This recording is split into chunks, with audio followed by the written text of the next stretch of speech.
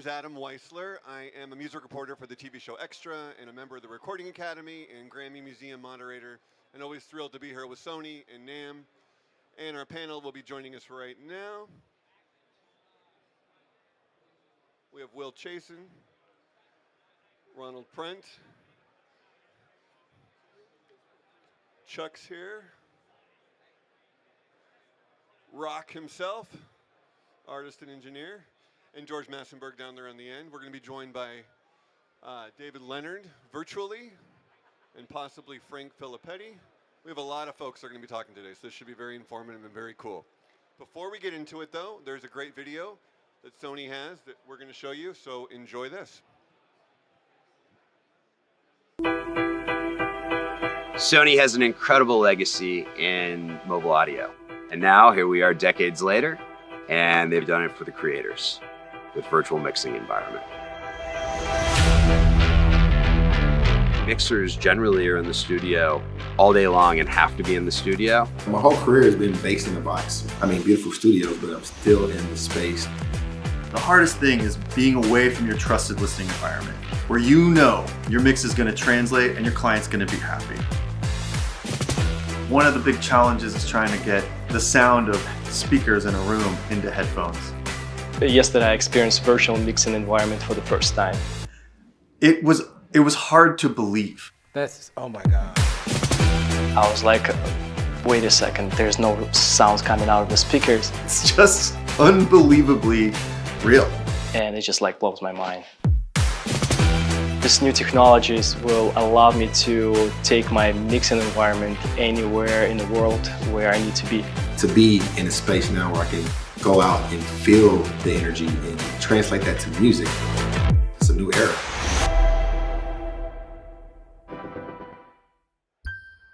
Very cool, and there's Mr. Leonard joining us virtually as well. Welcome aboard.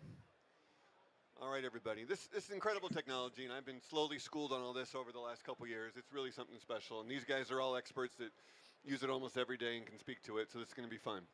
Will, I guess let's start with you. If you could just talk about your first time you even found out about this and what your initial reaction was.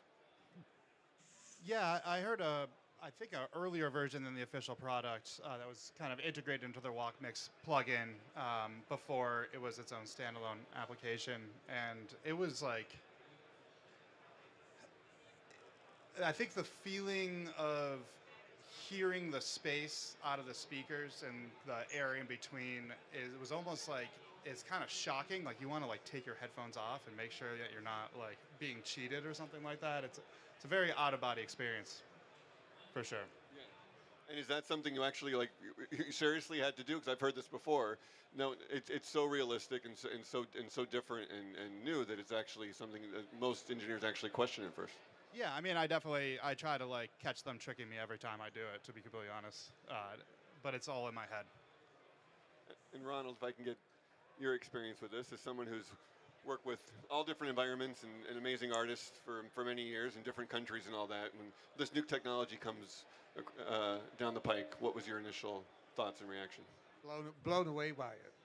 It's when they came to my studio and did my profile, and I said you can turn the speakers off.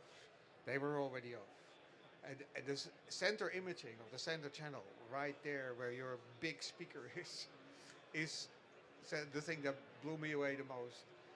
And having the ability to sit there and pan stuff and actually hear that in a headphone, not over here, but hearing it where you wanted to hear.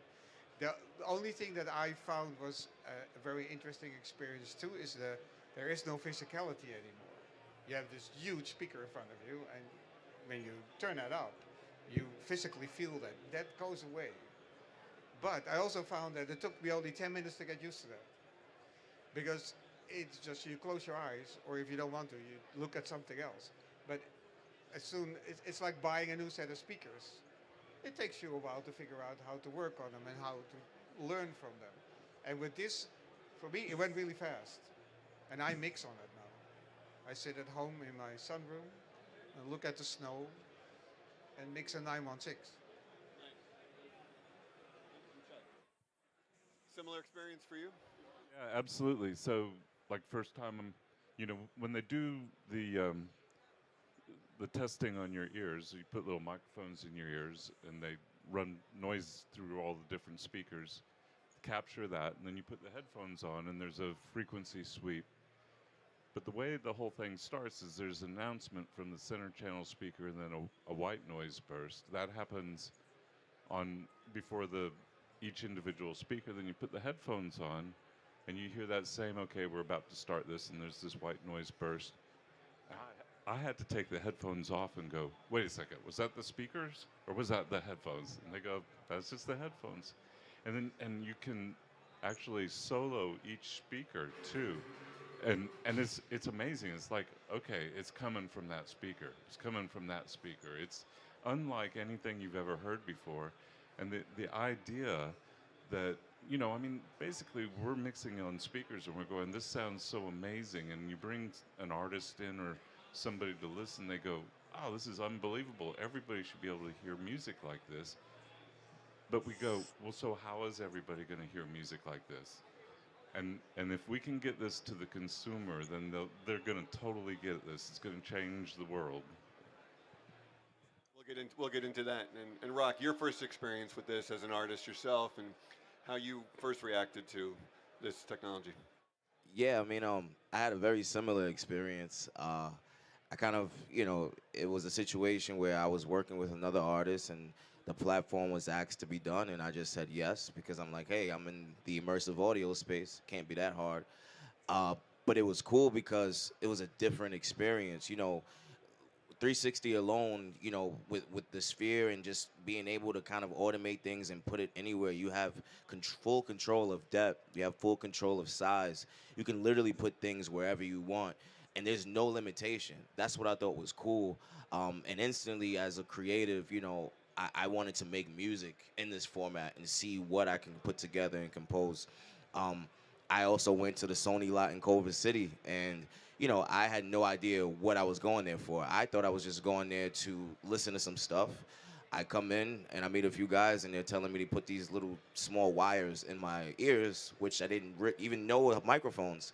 And same experience, we did the sweep, and they're scanning, and I'm hearing the white noise and the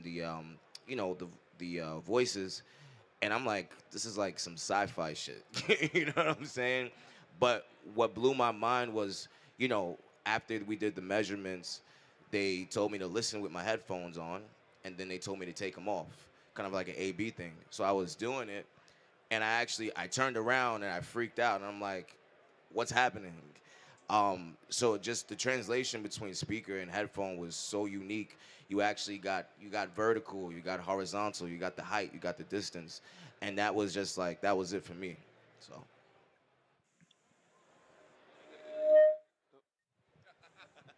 I'm glad you mentioned that, speakers to headphones, because there's an advantage that I don't think will be mentioned immediately, which is that headphones are better at localization than speakers because you don't have comb filtering like you have in the object-oriented systems. I'm done. I can leave now. Drop the mic. Speaking of headphones, then, if you guys can talk about the Sony, the MV1 headphones, and using those, and I'm sure a lot of you have used those exact headphones to make this work, and how that is actually a good partner, obviously, with this technology. The actual MV1 headphones, and how that works with what you were saying. Yeah, I've gotten to know the MV headphones quite a bit over the past couple months, and they really have become my preferred headphones. I think when the tracks sounds good on those headphones, it really has translated pretty well. Or when it sounds bad, then you're in a tough spot. With the sound localization with the VME mix engine in those headphones, it really works together well. But the cool thing is that VME works with other headphones too. So if there are other headphones that you like, you can really use whatever you'd like within that system, which I think is really nice that it's open, so you can have your preferences. But I'll tell you, the VME with the MV1 headphones, as far as object location and hearing stuff behind you or on top of you, I've never experienced quite anything like that with headphones. It's clear we're all fans of it, and And yes, I tried it with many headphones, and I do have to admit that with the VME1 headphone, it is the best. But the great thing, like you said, is it works with any headphone except earbuds. But the better the headphone, the better the result of the system is. But with the VM1s, you can sit for 2-3 hours, and there's no weight on your head. It feels comfortable. It stays very true. I actually recently mixed a whole track solely on that in 916 for Atmos. I sent it off. It got back with no comments. And I played it yesterday on speakers in the Neumann demo room, and it sounds fantastic. It translates. And that's the most important thing for us, is what I do here. Can I trust it? Yeah, okay, so I can do what I feel. And that goes as far as the LFE down to 10 hertz. So you actually experience that in the headphone. Not the pressure, air pressure, but you do experience the frequency, and the balance of it is correct. And then play that back on speakers and go, yeah, I'm done. You guys alluded to this, but if you can talk about just what this grants you, this technology, the flexibility, the portability, how you can do this now pretty much anywhere. You can do it while you're looking out at the snow. You can do it in an airport. If you just put into words how that's affected you personally in terms of your projects. Well, I've not actually experienced doing that yet, but I have a house in Mexico on an island, and so I'm so looking forward to like hanging out there for a month and mixing a record and like, okay, it's time to go to the beach. I'm going to go to the beach and hang out. You know, it's You know, I might not come back to Nashville. So. We want Chuck's life, but go on. Yeah, I was gonna say, let me get an invite. For me particularly, I travel quite often between East Coast and West Coast. You know, project-based stuff, just being a part of just the industry and involved in the pro audio side, artistry, songwriting. So the access to VME, it allows me to make more distinctive decisions and actually be confident about those decisions, knowing that, you know, what I'm listening to is literally emulating a room that I was in. It's even so cool that I work in multiple rooms, and I work not only in 360, I work in different formats of immersive audio. And what's cool about VME is that, you know, they can go to any room and use any source to kind of measure and emulate what tuning or what sound you want from that particular room. And that works for me because I love certain rooms for certain things. I think just being like an environmental mixer, you know, the environment is important. So I would go to a specific studio if I want a specific sound. So instead of having to actually physically be there, I can pull up my profile in VME and say, hey, I want to sound like Battery today. And because I love the low end, or, you know, I want to sound like UMG in the mailroom or whatever. I think that accessibility just gives me so much more power, and it's easier for delivery. The end game is faster. We get more work. We make more money. It's a happy day. That's all good. Speaking of other environments, let's go virtual and talk to David Leonard and talk about your experience with this, what your first experience was like, and how you've been able to incorporate this into everything that you do. I love it. I've been mixing. I've done about 15 albums virtually. You know, I travel as well. I took it into Maine. I mixed on the coast of Maine in headphones. The greatest thing is when I get back to my room and I play it on the speakers, it's 99% accurate. The low end is incredibly true to my speakers, and I don't feel like I have to change anything. I might move a couple of pans around just to see if it changes, but I'm like 99% of the way there when I open it up in the room. So I'm super happy with it. What made you initially open to this technology? You guys have been doing this a long time, but David, like that kind of innate curiosity, willing to experiment. Some guys don't do this. Some engineers don't want to, you know, learn new tricks. What was it about this that excited you from the start? Well, like we heard the Sony headphones maybe 5 years ago before they had the VME, but their model has always been the best, and I love it. So when they came around to Blackbird and they were measuring. I got measured over at Blackbird, but then I talked him into coming over and measuring me in my room, and that's been a game changer. If you get measured in your room that you're used to, and then you can mix in headphones and still be in your room, it's really helpful. Very cool. Frank joined us down at the end here. Frank Filipetti, the esteemed Frank.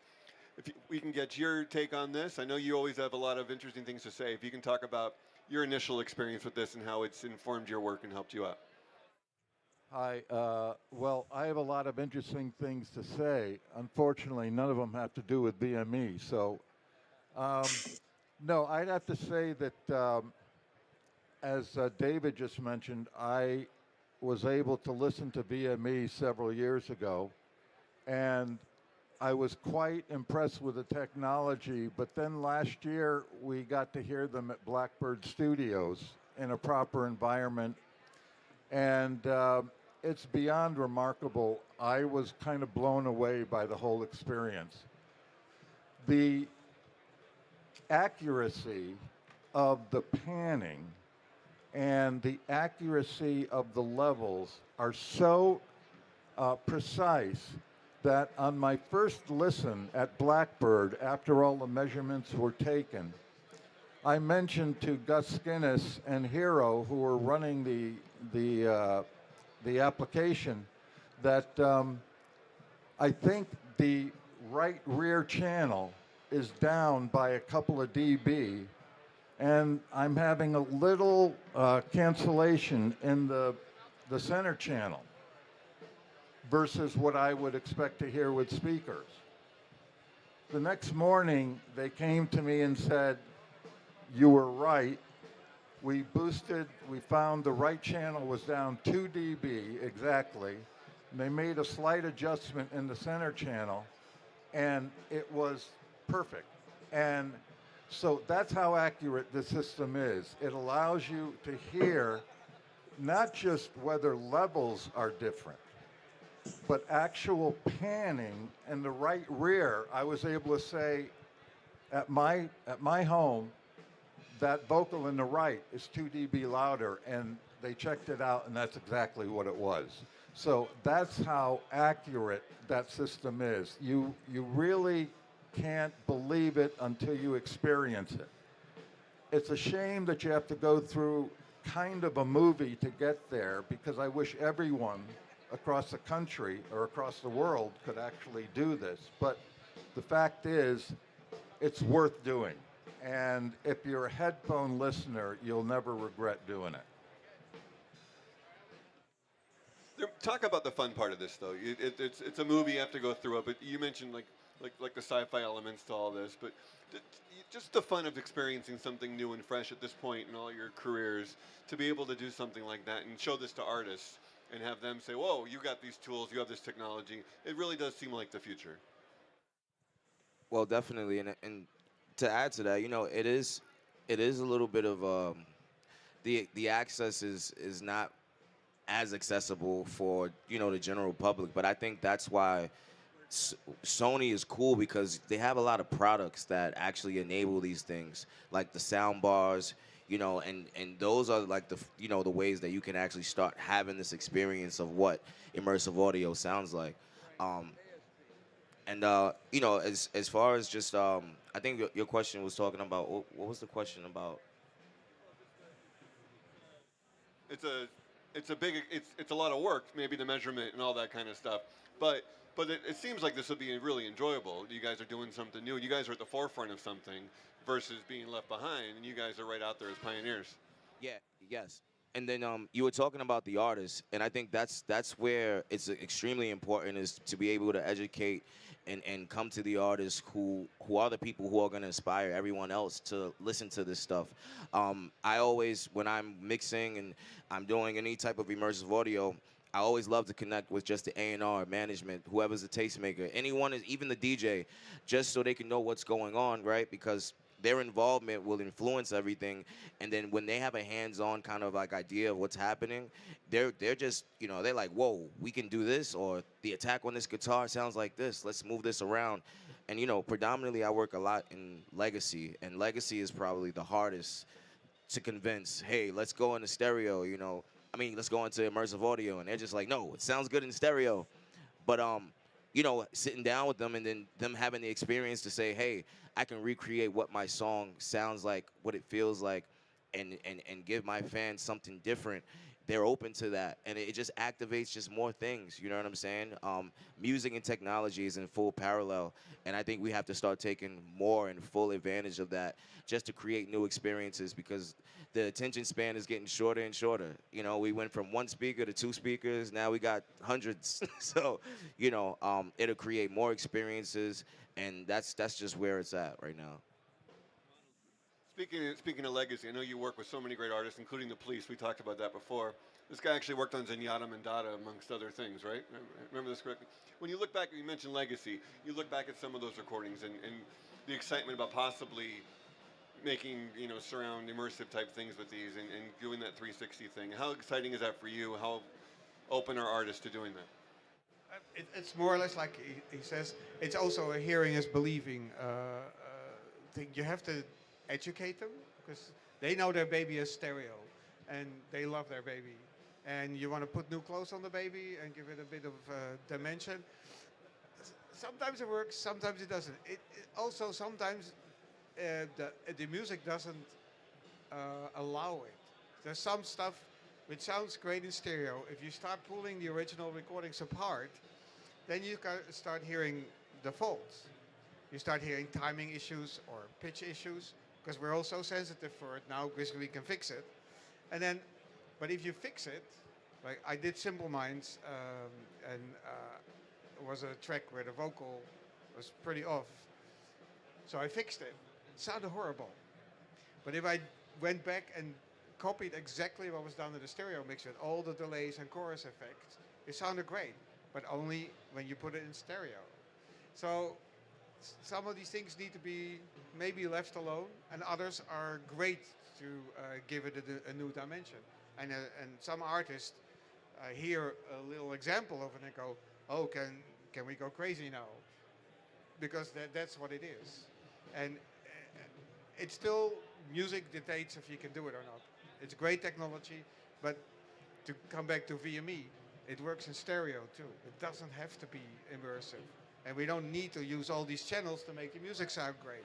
I've done 714 mixes where several channels had no music in it for minutes, because it wasn't justified to do it. And then if you are scanned with VME in your room, you have 12 speakers or 16 speakers or 24, but you're doing a stereo mix, you can still use it, because it works just as good in stereo. David, if we can jump back to you and talk about your experience with artists, either legacy artists or new artists, and their initial reaction to this technology and how you've approached that with them. The hardest part is, sometimes it's a challenge to get a legacy artist to experience it, because you physically have to get them in a good room. But now, if we could get them measured in a good room and put the headphones on, it would be a game changer. But the hardest part, is getting everybody to experience it the way we hear it in our rooms. So, that's a little bit of a challenge, but it's amazing in stereo. I mean, I use it all the time in stereo. Sometimes I don't even run it through an immersive platform. I'll just mix in the headphones in stereo. So it's just a great program all the way around. Very good. And Will, you were talking about, you were nodding a lot, and we're talking about artists and how the importance of that, and that's where it kind of all starts, in that relationship with the artists and tastemakers and things like that. If you can speak to that as well. I think with VME, what it really does is it creates a really consistent listening experience that you can take on the road, which is incredibly important for everybody involved. So, I mean, we're all working between different rooms. We all have our home studios and then go out and use equipment in other rooms, and to be able to reference how that sounds in your comfortable place in your headphones and take that on the road with you anywhere is of enormous benefit to everybody involved.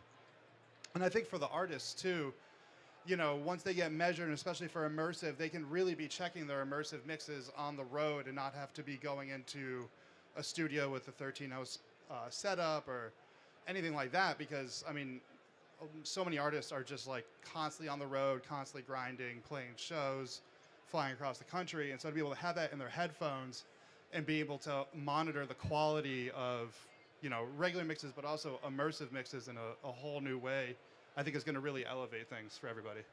Yeah, speaking of elevating things, if you can talk a little bit about the future, either projects you're working on now or next, and how you're going to apply this technology. Maybe Chuck, if you want to start. Well, so a lot of what we've been doing so far has been catalog work, where remixing old records, trying to make them the same or better than what they were before. And kind of my idea about remixing catalog is that our mind's image or our memory of a record is generally better than what it really is. So when I go after redoing the mix, I try and upgrade it to the way I remember it. And so that's what's really exciting. But getting to do new projects where you're actually imagining the record and immersive as you're recording. Like I just finished a new George Strait album, and I called up Morten Lindberg because I was going to do strings on it, and I love his approach to immersive and so I asked him, how are you doing that? And he gave me the whole spec for his microphone array, and I set that up in the studio and actually moved the string players to one end of the room so I could capture the back end of the room.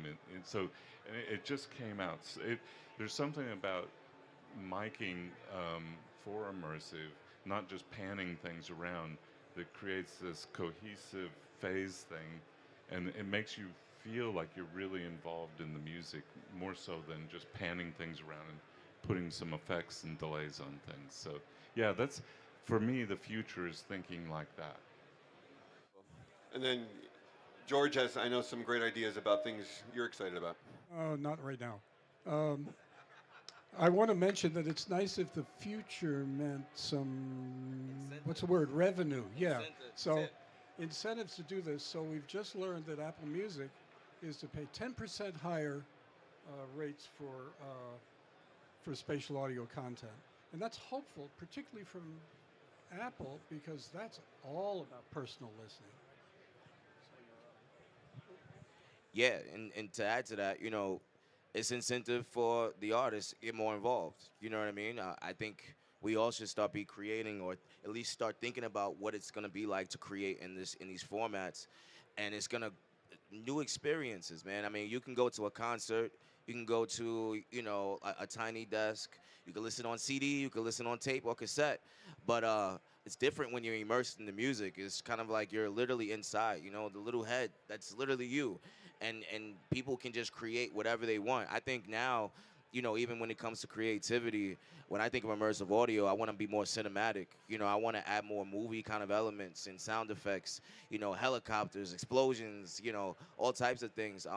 And that just shows, where we can take things, and it's going to unlock a whole different future for music, and it's going to revolutionize everything. We've been in stereo for 50 years now. You know what I mean? So it's definitely time for a transition. And not everyone likes it. Not everyone's going to get used to it. But we weren't used to two channels. I mean, from what I've heard, I wasn't around at that time. But when it was mono, I think you can speak on that. Mono was great. You were like, why do we need another channel, But now we're at, 16, 12, whatever you want to call it. And it's going to take some time, but we'll adapt to it for sure. Hello. First of all, I want to say that I'm so happy to hear about the 10% increase from Apple. This year, I'll now make $36 instead of $33. So that's an important streaming milestone. Secondly, though, I would like to say that a lot of folks right now, the binaural or the ambient idea in headphones is not really grabbing hold the way it should. If you sat in a studio the way we do and hear a 714 system in all its glory, there's no way you're not blown away and prefer vastly this method of listening. However, you then are told that you're getting a binaural spatial experience either with Atmos or with Apple Spatial. And you put it on, and yeah, you can hear a few little things going on, but you don't hear placement. You certainly don't hear the voice in front of you. You may hear some things around you, but it's from my side, if you're hearing all this incredible words from people about how great spatial is, and then you listen to Atmos binaural, it's kind of like, okay, what's the big deal? Certainly this isn't enough to make me buy this. I mean, what the hell? I love the stereo just as much. But when you put on the VME, now you get it. Now you say, oh, that is spatial. That is immersive. That does let me hear the vocal here or the vocal here or something in the back. Now you're truly immersive. So I say to anyone that says, meh, when talking about spatial audio, two things. One, either hear it in real 714 or hear it in VME after taking the tests and getting your HRTF. What is HRTC? Anything? That's some government agency. I don't know. So after listening to that, now I think you'll see what spatial audio is all about. And David, if you can put into words what you're most excited about moving forward, either with a particular artist or with your own work in terms of where this will lead for you personally in the future. Well, I agree with Frank. I mean, it's the way to hear it in headphones. Like, as everybody said, the challenge is getting everybody on the planet to be able to hear it that way. So that's a big challenge to get everybody measured. I feel that that's the only way to get it to move forward is to improve the headphone experience. And this is certainly the greatest step we've taken so far. So I'm excited about that. And, you know, the way to do it, I mean, it's going to be a challenge for sure to get everybody to be able to get measured, and then that will be the way to listen to immersive audio. Speaking of measuring, there's measuring demos going on here, I believe. Correct? Yes. So people can experience that here at the Sony booth somewhere. So back there. So yes, you guys can do that if you didn't know about that. That's pretty cool if you haven't experienced it. I experienced it once and it was a blast. Quick side note, whoever can answer this for me quickly. We're talking about music in the stratosphere in the future. What's the appeal still of listening to something in mono, these original mono recordings? Someone puts on an LP and wants to hear the original mono mix. For the layperson, if you can, anyone could speak to that.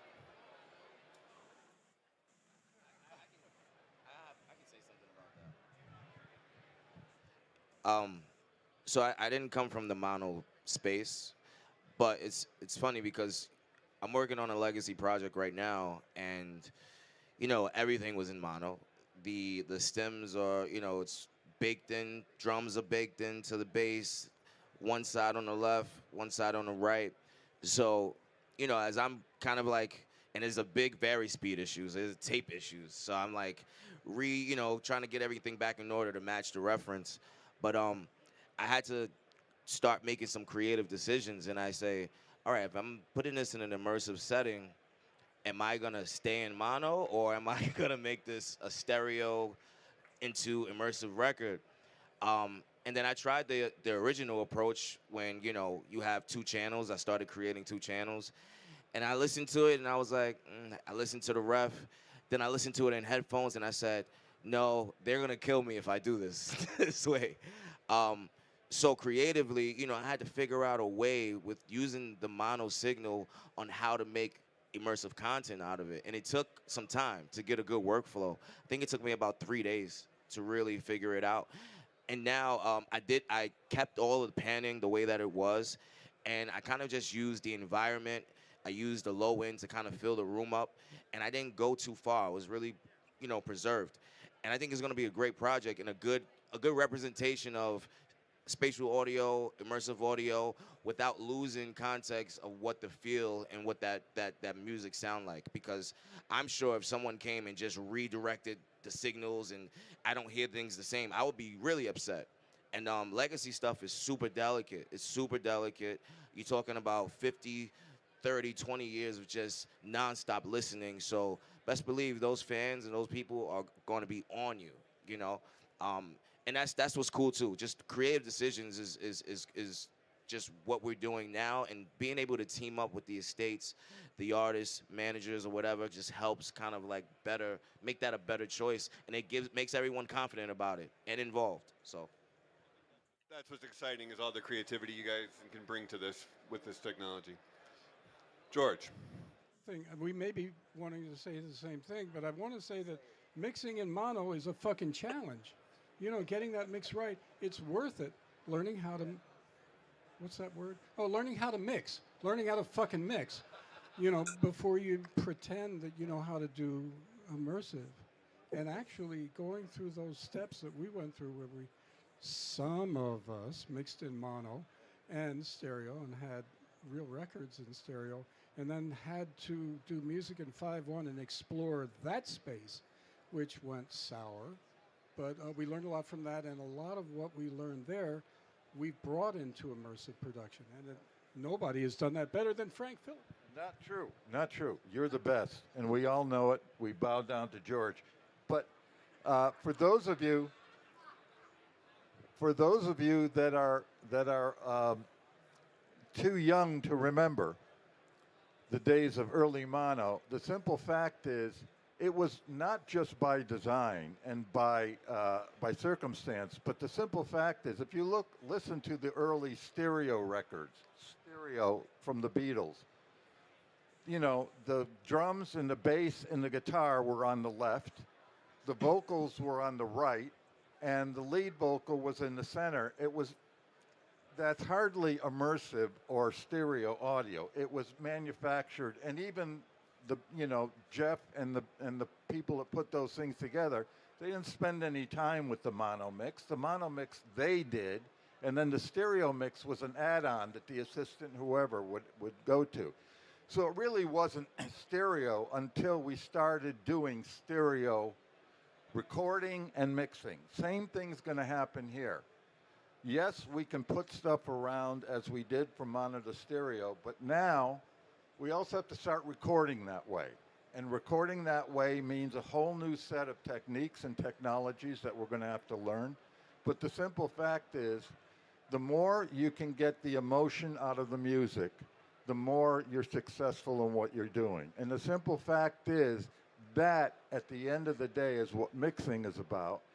Because any of us that were brought up on the mono recordings of the Beatles, when we heard these new remixes in stereo, they sounded great, you know, but they didn't have the emotional essence that Jeff Emmerich's mixes had in mono, because he worked not just sonically, but emotionally. And what he wanted to do was make those songs pop in a way that you could go on that journey. But with the stereo recording, what you have is a lovely sounding recording, but without that emotional connection. Now, that may be because of my memories. Granted, I don't think so, because I discussed this and we've done, you know, creative listening sessions and stuff, and it's the emotions that win every day. Because when we were growing up, the button, yeah, my mute button's about ready to kick in. When we grew up, we used to listen to these mono things on AM radio, which was like 200 hertz to 3K. And yet Marvin Gaye still popped through on that stuff. You know, Aretha Franklin still popped through on that stuff, and we loved it. So sound is important. Emotion is paramount. Very well said. Very interesting.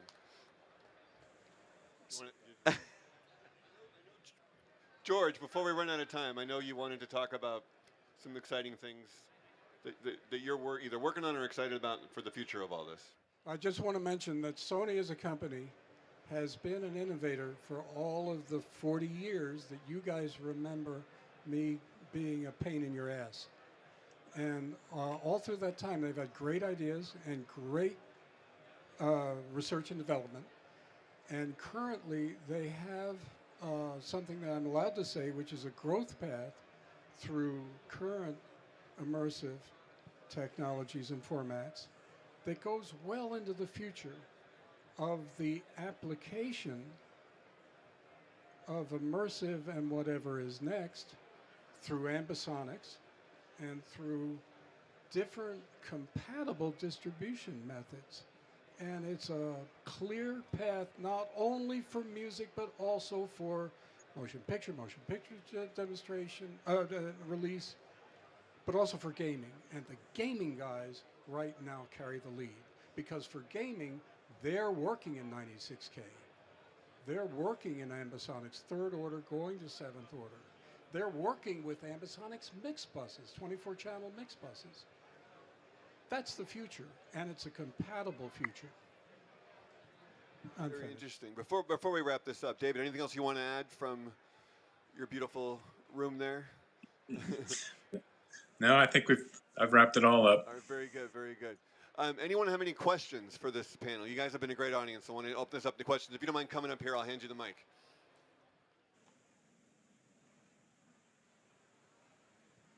Mixing.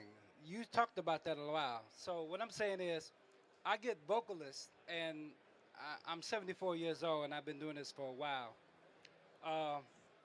Singers that come up, and they sing, and either they have an emotional state of being, or they're not egotistical enough, or they have no energy. So what I'm saying to you is, how do you go about getting that person to encapsulate their emotions, like you just said, in the microphone?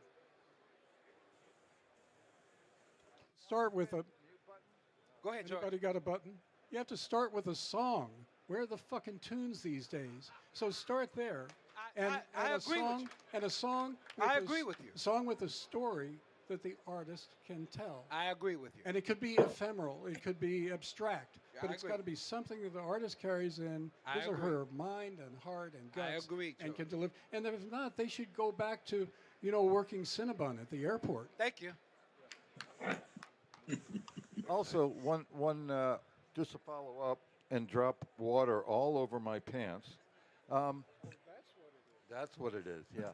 So the simple fact is that there are some singers that innately know how to produce emotion, and there are some singers that don't. Nowadays, we have the talent to take some of those singers and make them into performances through comping and retaking and so forth. But, you sit down with Aretha Franklin, there's not a lot of coaching you need to do to get a vocal performance out of that. They just innately know how to do it. So, they always say you can't polish a turd. And the simple fact is we're not all equal in the vocal department. And some people are amazing at it and some people aren't. Our job is to bring it out of those that can, but not make them something they're not. Oh, and by the way, you can polish a turd. That's disgusting.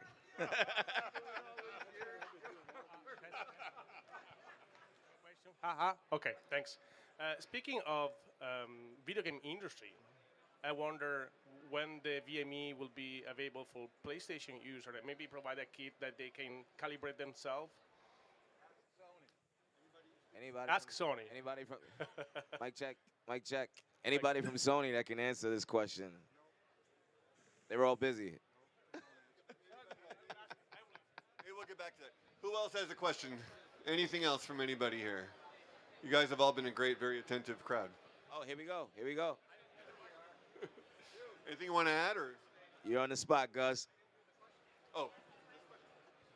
My question is, speaking of video game industry, when the VME tech will be available for a consumer PlayStation, and maybe provide a kit for them to calibrate the ear themselves, that would be awesome.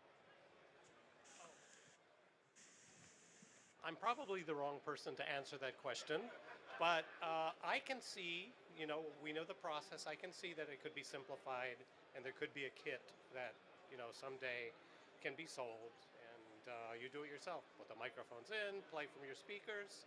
Of course, you've got to have the speakers to play from, but yeah, I could see that happening in the future. It's not too hard. I think Frank wants to add something over here. Hello? Yeah, Gus, don't go away. Is there a way that we can have, when a baby is born, have it tested immediately so that we build up a database of the entire population worldwide? Can we do something like that? Hello? You play the music, and if it smiles, it's right. You know, it's... We'll start hooking up hospitals with the air measurement devices. I'm sure Sony's thought of that. That's probably coming. That's the future. Anything else anyone wants to add to this great discussion before we Just one thing. Elliot Shiner out here has another solution. Listen in the car.